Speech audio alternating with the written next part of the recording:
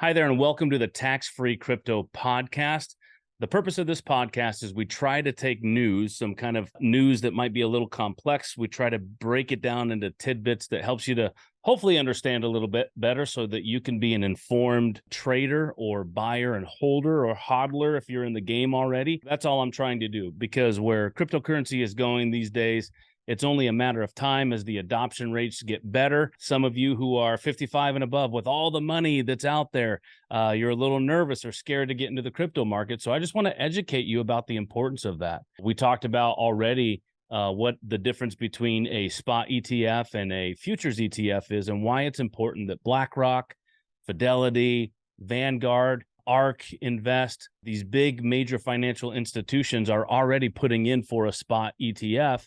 And once that happens, they begin to buy up the inventory of what's out there for Bitcoin, on top of the fact with the Bitcoin halving happening in April and May. I have a video that explains that as well. So keep following the podcast. Go back in our archive. I don't want to waste too much time in here because I have a very special podcast today, and I'm looking forward to getting to that point. So the Bitcoin halving, the spot ETFs, yes, Kathy Wood from ARK Invest, she wasn't denied. They just said, hey, we're not going to approve it yet. What we think is going to happen is that all of these applications that have been put in for the spot ETF, they're possibly going to be approved all at the same time. So right now, while Bitcoin's on sale, meaning it's low, I'd buy it up before that happens. So once the institutional money starts coming into the spot ETF or into the crypto space, just the price of Bitcoin alone, we imagine, is going to skyrocket. So if you are in that sort of 55 and older range, and you are giving me the grace of listening in today, I'm not saying take all of your retirement money and put it into crypto. I'm saying take a portion of it, because I believe a portion of your money ought to be in a smart way to invest. If you're younger, listen, I know you're already saying, Eric, I already trade cryptocurrency. Great. Let's do it through a tax-free vehicle. Part of it, not all of it. Stop looking at your investments in this linear sense, right? Where I'm either going to do it this way or this way. Look at it as a both and scenario. It's very nuanced. Continue to do what you're doing and add to it this situation where it can be a tax-free thing. I know when you're young, you don't think of retirement. Matter of fact, I read this out. Let me pull it up on my phone. This came out yesterday, and I talked about this, just a social media post that I did. This kind of shocked me. This came out from Fidelity. This is the 401k balances in the United States of America. This is crazy. By generation. Gen Z right now, right? You young kids that are just now in the workforce or have a couple years in the workforce, $7,100. That's what's in your 401k balance on average. But the median price, meaning the most common price that's in there or holdings that are in there, is $2,500. Now, if you look at that and you're like, hey, they're Gen Z, they're just starting out. We get it. They don't make a whole lot. It's hard for them to put in, and then their employer's going to match only X amount. Like, that's understandable. Okay. How about millennials? That's my generation. At least I pretend. I think I'm an old one. I was born in 1980, so I think that's part of the millennial generation. I don't know. I'm going to just put myself there. The average amount of holdings in a 401k for millennials is $44,900. You've been working like me over 20 years, 20 plus years, 23, 24, 25 years of your life, and $44,900 is what the average amount is being held in a 401k, but the median is 15.5. Man, that's sad. Here's the kicker. Gen X, my parents' generation. I had Gen X parent, a boomer dad and a Gen X mom. The average for Gen X is $145,500. You've worked 35 plus years and you have 145.5 in your 401k on average, but your median, it's only 44,000. And then here's a really sad one, is about the boomers, right? You've been working 50 plus and maybe you're trying to retire, but the average amount of holdings in a 401 for a boomer is $215,000, but the median is 61.2. So if you're younger, you might not be thinking of retirement, but I want to say to you, this is incredibly a crucial point of it. Boomers, it's our grandparents, it's our great-grandparents. It's a generation that has calluses on their hands and they're adjusting to this new world. And and they only have 215,000. And in this new world, you have an opportunity to take some of your retirement funds through a tax-free vehicle, aka a Roth IRA, and unleash it to be able to invest in cryptocurrency. So if you're young and you're already investing, look at it nuanced. Continue to do what you're doing, but also add to it a tax-free opportunity. Okay, I just wanted to start there. Also, this, if you're on X or the company formerly known as Twitter, please follow me there. I am the TFC guy is my name, but my handle is taxfree_crypto, taxfree_crypto. Also, if you are looking to be an affiliate, we are looking for affiliate marketers. If that's part of your business plan, or if you're an individual that likes to market, please reach out to me. My email is Eric, ERIC, at taxfreecrypto.com. I just had a phone call this morning with another potential affiliate and who got the word from the podcast. So I'm grateful for people who are out there listening. Okay, what the heck happened last Thursday? Last Thursday should forever be known as Red Thursday because Bitcoin dropped quite a bit, like it was off the edge. If you remember last week's episode, I talked about we titled it the Holy Trinity of price volatility, and the Holy Trinity of price volatility is product launches that we talked about, token unlocks that we talked about, and just retail data, how all these, Walmart and other companies, that data comes out and that does affect the markets in some way. So when it got volatile and dropped, I thought, I was right. Try to pat myself on the back. However, that's not at all why crypto fell. Sometimes you can get in this vacuum and you try to figure out exactly why things fall. Sometimes you don't quite know, but I did want to do some research and figure out why it tended to flatten out or trade that way. First of all, it's the summer months. And secondly, we are in a bear market. So that's part of why the volatility is there. Not like gas, because historically, Bitcoin and Ethereum and much of the crypto market, it's actually less volatile than the rest of the stock market. Gas, on the other hand, right now is incredibly volatile right now. They've had one heck of a bumpy road, but that's because of the invasion of Ukraine and all that political stuff. I don't want to get into, because I'm either going to get mad or you're going to get mad at me for what I say. Maybe when this podcast is big enough, I'll get to the point where I don't care what you think. But in the meantime, I do. And so I just want to say that 13% of the world's oil, which comes from Russia, there's been sanctions that have been put on that. So oil has had this incredibly rough and bumpy ride. And while China's much delayed reopening post-COVID from January to April of this year, there wasn't a spike in oil demands, even though they began to recover. So that's why there's volatility there. But put simply, oil has had to work hard over the summer while crypto's kind of been on a vacation. It's sort of been on this holiday. And I don't think this pattern is likely to repeat, but it possibly could. But what a week it was last week. Over $1 billion in crypto was liquidated in the span of just a few minutes. Last Thursday was a bloodbath. So what happened? China filed for, or their Evergrande company filed for bankruptcy in Manhattan. It's the world's most heavily indebted property developer, and many fear that the recent real estate problems could spread into further parts of the economy. So with them filing for bankruptcy, that affected the market as well. But here's where a bunch of ding-dongs did a bunch of ding-dongery, and that's that rumor spread that SpaceX sold off all of its Bitcoin, $393 million worth. Well, that's not what happened. All they did was they wrote down how much they had, and one of the journals, one of the newspapers picked it up as if they sold it off.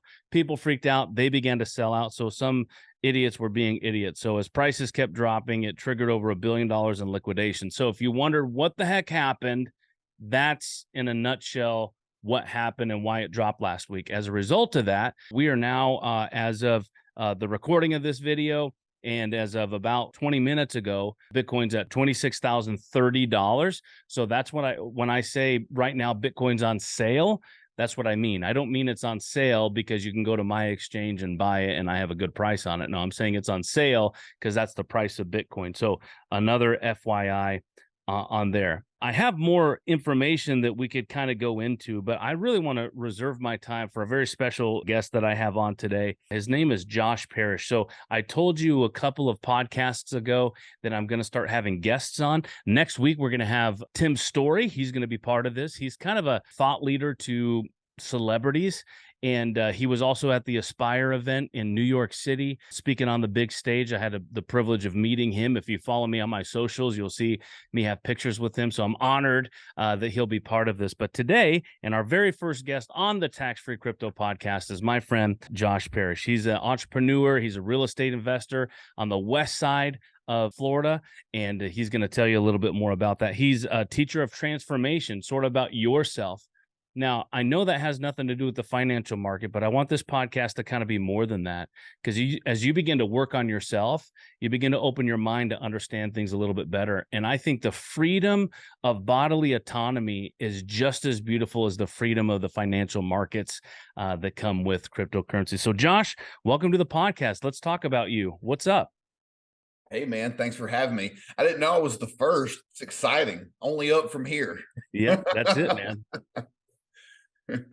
So tell us about yourself. When you and I were talking about you being a guest on here, I was really enamored by you talking about the transformation and helping people lead and themselves and about the health lifestyle and those things. I'm personally attracted to those things, but I thought it was a good opportunity to bring it up within this podcast. What can you tell us about that?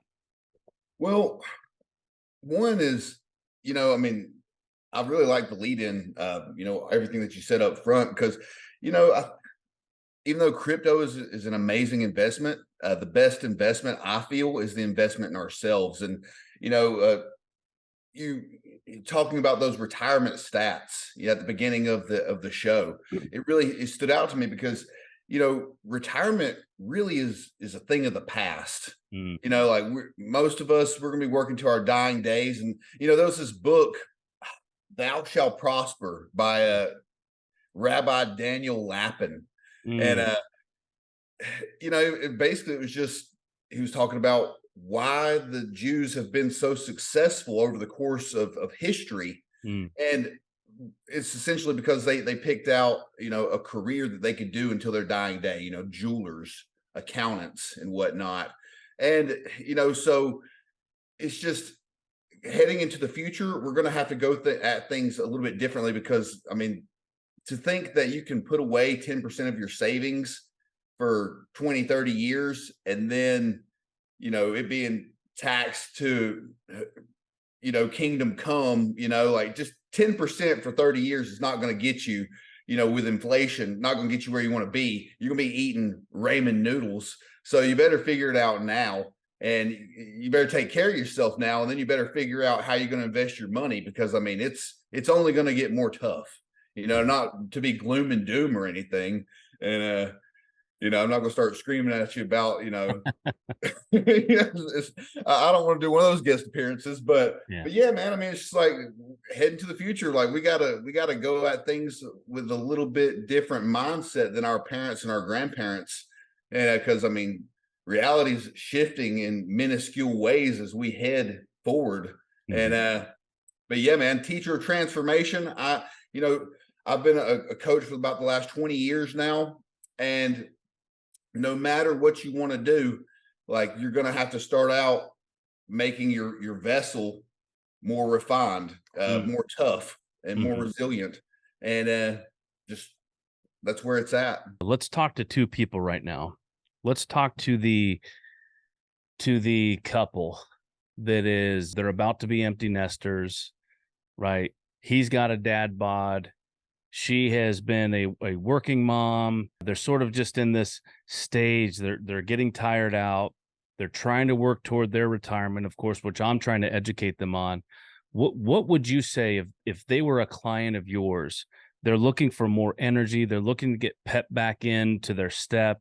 And, you and I talked about last week as well, just the spiritual side of things, because I'm a person of faith myself. And so I find that there's internal healing by going to God, by prayer and those sort of connections. But beyond that, there's also, if you abstain from certain chemicals, if you just decide in your mind and heart that you're just going to live a certain way or go a certain way, like what would you tell that couple who they just sent their last kid off to college? They're in this stage of life. What do we do next? They're at the top of their careers, but they just don't have that energy or that mindset. How would you help them? How would you talk to them? Well, I would start talking about gratitude and micro wins, micro wins heading in maybe a different direction than where they're currently going. Because I mean, them being successful and raising, kids that are off to college, and they're very firm in their careers and whatnot, they may have let their body slide. So I would talk about, starting to journal what their current regiment is, and then showing appreciation for what they currently have. But also, just creating these scenarios where they're winning throughout the day, in terms of like maybe going outside and being in the sunshine for 5-10 minutes, and then maybe walking for 5 to 10 minutes after a meal. Things to implement in their current lifestyle, so they just don't feel like they just hopping off of one track onto another. Because change is the scariest thing for us besides public speaking in life. Public speaking and death and change are like the top three things that people are scared to death of. And so you don't want change to be too abrupt. And if if a big part of your life is leaving, all of a sudden, that's a major percentage of your life. And then all of a sudden, if you're trying to hop on a new lifestyle, like you're going to send a kid off, and then all of a sudden you're going to be in a nudist colony and then be a vegan or something, like, like it's like, whoa, Jim and Karen, stay Jim and Karen, and then just eat some bean sprouts for breakfast, and then we'll go forth. Then we'll go. No need to hop tracks completely. But yeah, I mean, it's a small change over time, and we would get into talk about eliminating vices, but at the same time, like, you don't want to implement too much change at once. But yeah, getting out in nature and just doing these little things that are going to create that momentum towards the lifestyle that you're envisioning. That's where it's at. I love that. I love that thought, the statement, or obviously it's part of your process. Micro wins. I love that idea of micro wins. One of my favorite movies of all time is the movie The Patriot. I don't know if you remember ever watching that. Mel Gibson, right? This is back in the late 90s. Couple clips. What's that? A couple clips, I remember. Yeah. Okay. So there's a line in there. I remember the Brits, they came, they burned the house down, they shot his oldest son, and he had a couple of other sons, and he throws them muskets, and then they run off into the woods to try to cut off and flank the British army that had his other son with him. So he killed one son, and they captured another. And they're at the trees, and Mel Gibson's character looks at his boys, and he throws them a rifle. You remember how I taught you to shoot, boys? And they said, yes, sir. And they said, aim small, miss small. I love that statement. That statement's kind of always stuck with me. Aim small, miss small. Now, I know that's counterintuitive, because when entrepreneurs hear the word small, right, there's this automatic assumption of you're not thinking big or dreaming big. But the idea that I take from that is not aim small to miss small. My vision is big, but I need these micro wins for confidence. I need these micro wins for case studies, for helping myself to know that these are there. And maybe I sort of just rambled on a little bit about that, but I love that idea of micro wins. Like, hey, I have my wife bought me this Fitbit for Christmas a while back, and I've been wearing it ever since. And so it started with 10,000 steps a day on average. So after the first year, then I went to 14,000 steps. I reset it to be that, right? So I love that idea about micro wins. So sorry if I broke that down a little too much. Okay, so now micro wins should apply to everybody who hears that. Now, here you are. You're a young man. And young men, I know nowadays with the political climate, are really getting beat down a lot. And it kind of breaks my heart to see that. What would your encouragement to that person be? Obviously, you have micro wins to the older couple who's in a new setting of life, but now here's this young man, or even this young lady for that matter. They've been helicoptered by their parents, so it's not their fault. They don't know how to forward think. They don't have critical thinking skills. They don't know how to be a citizen. They're still in mom's basement playing video games. How would you encourage them if you had them as a client? Well, just to comment on your aim small, miss small. to me, I think that, that means to act like a sniper, Mm, because you may take one mm, shot and, you may only have one bullet, but if you take out their commander, then the whole army falls, right? So, I mean, right. because you may have very limited resources, very limited time, but taking an action that is highly leveraged, being very strategic with your moves, because we only have so much time in the day, we only have so many resources and firepower, but it's that little domino that goes over the course of 100 stacked dominoes, and then it's knocking over like something the size of a wall, Yeah.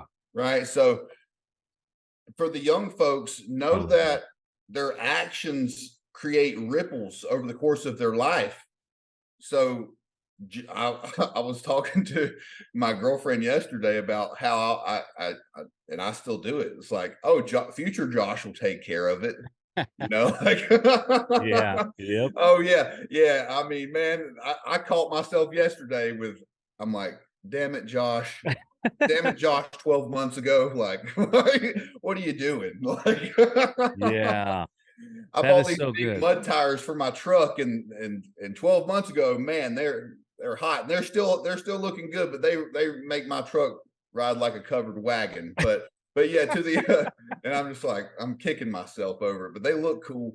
But yeah, to the young cats, your moves matter today just as Yeah. much as they will in the future. And Yeah. even though you don't have much experience in the world, go out and get some, Yeah. because I mean, yes, book studies are amazing, and I've read hundreds and hundreds of books and taken courses and whatnot, but whatever you want to do, yeah, read some books on it, but go out and do it, even Hmm. if you feel dumb. Like Hmm.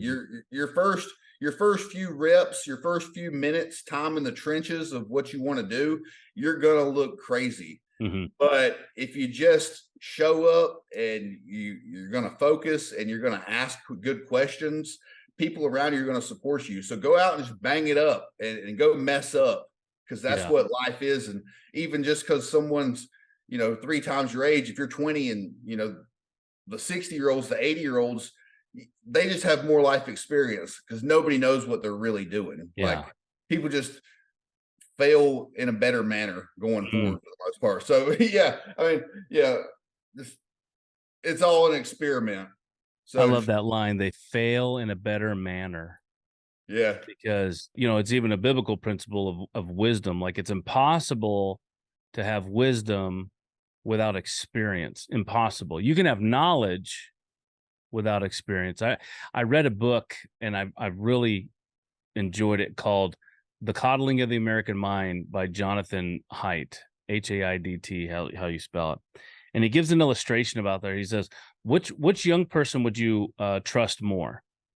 So in this scenario, he talks about, a couple in the cul-de-sac. They gather all the kids in the cul-de-sac. They go find an expert who's an expert at training people how to climb trees. That expert comes out, teaches all the kids in the cul-de-sac how to do it. Would you trust one of those kids, or do you trust little Johnny whose parents let him jump up and down the trees, since he was a little kid? Which kid do you trust more, the one who got an education by an expert, or the kid who's been doing it because his parents kind of let him have that free range lifestyle, right?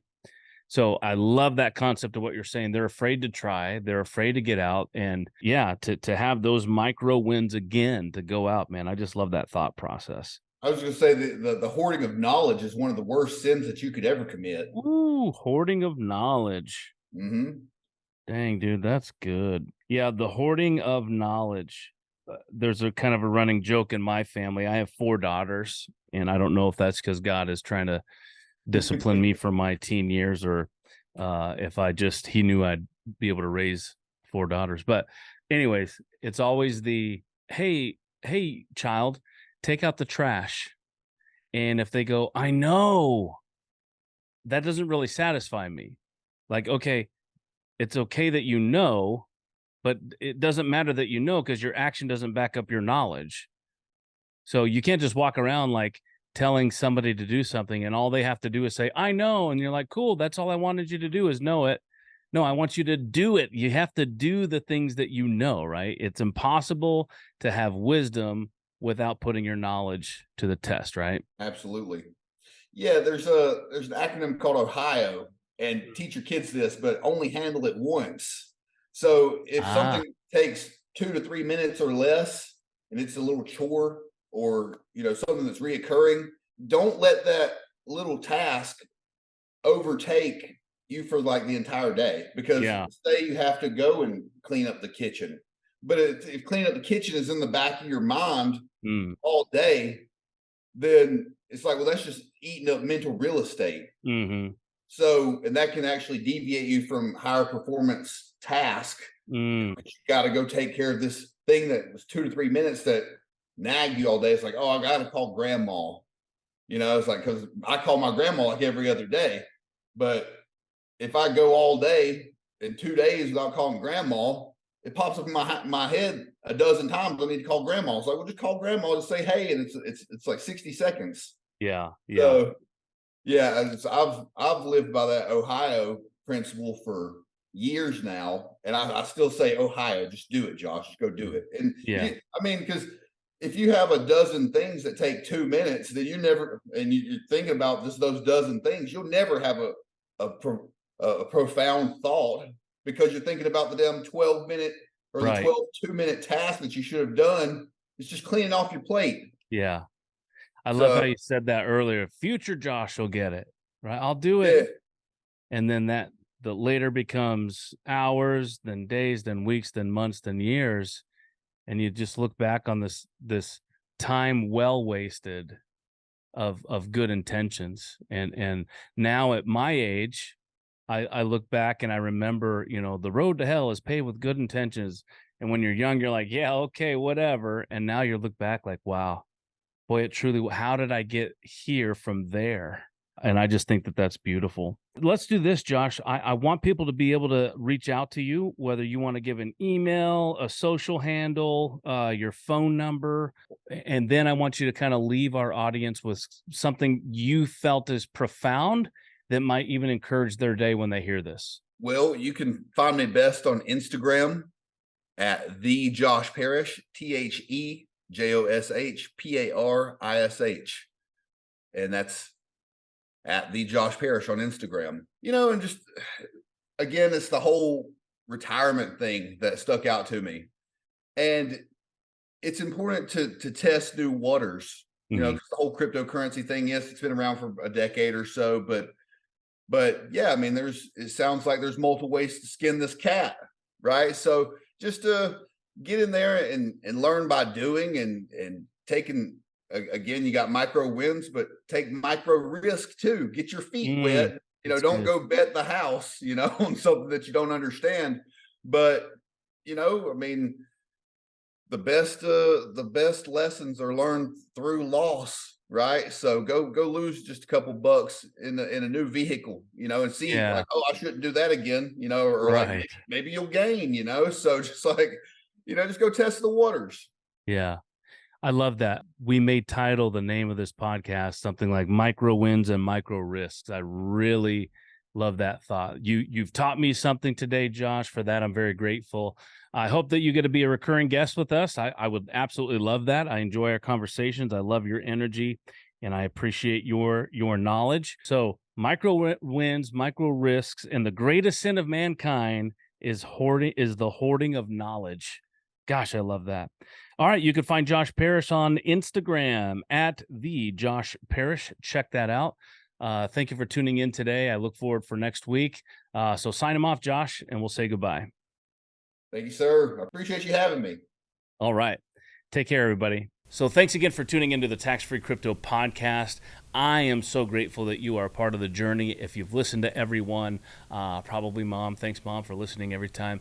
But I want to let you know again, as I said earlier in the cast, that next week, Tim Story, he's going to be on the podcast. He's been a personal friend of mine, and I've really appreciated every opportunity I had to speak with him. He's known as the comeback coach. He's an acclaimed culture influencing thought leader. He's a life strategist. He He is a speaker. He's a counselor. He's an author. All those things that are there. He finds himself in the presence of a lot of high-profile individuals as he gives them help with recovery and discovery. And so I'm looking forward to having him next week. So please join the Tax-Free Crypto Podcast next week. And so between now and then, I look forward to hearing your comments and send questions if there's anything that you would like for me to cover. So thanks again for being here.